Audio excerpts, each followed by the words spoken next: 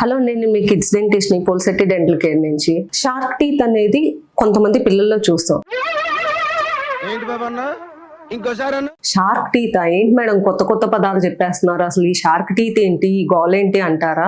నాకు అర్థం కాలేదు సార్. ఏం లేదండి, కొంతమందికి పాల పళ్ళు ఊడక ముందే మనకి పర్మనెంట్ పళ్ళు నాలుగు వైపు నుంచో బొగ్గ వైపు నుంచో వచ్చేస్తాయి. సో పళ్ళు రెండు వరుసలో ఉండే వరకు అవి షార్క్ టీత్ లాగా కనిపిస్తాయి. అసలు ఈ షార్క్ టీత్ ఎందుకు వస్తాయి, మనం ఈ షార్క్ టీత్ ని ఏం చేయాలనుకుంటున్నారా? యూజువల్లీ పాల పన్ను తోసుకుంటూ పర్మనెంట్ పన్ను కింద వైపు నుంచి రావాలి. అది ఊడిన తర్వాతే పర్మనెంట్ పన్ను వస్తుంది. కానీ చాలా కొంతమంది పిల్లలకి మాత్రం పాల పళ్ళు ఊడక ముందే వెనకాల వైపు నుంచో ముందు వైపు నుంచో పర్మనెంట్ పళ్ళు వచ్చేస్తాయి. ఇలా వచ్చిన తర్వాత ఒక 1 వీక్ to 10 days పాల పన్ను ఊడకపోయినా మీరు అలానే వాటిని ఉంచొచ్చు. కానీ ఒక 1 వీక్ తర్వాత కూడా ఊడట్లేదు అంటే డెంటల్ ట్రీట్మెంట్ క్లినిక్ వచ్చేసి ఆ పన్ను ఖచ్చితంగా తీపించుకోవాలి. లేదు అంటే ఆ పళ్ళు ముందుకు జరిగి వాటి అక్లూషన్ తీసుకోవటానికి లేట్ అవుతుంది, మళ్ళీ ఎక్కడిదిక్కడిగా ఉండిపోతాయి. సో ఈ షార్క్ టీత్ గమనించిన కిడ్స్ అందరినీ next time more than 1 week అయిపోతే డెంటల్ క్లినిక్ విజిట్ చేసేయమనండి. ఓకేనా?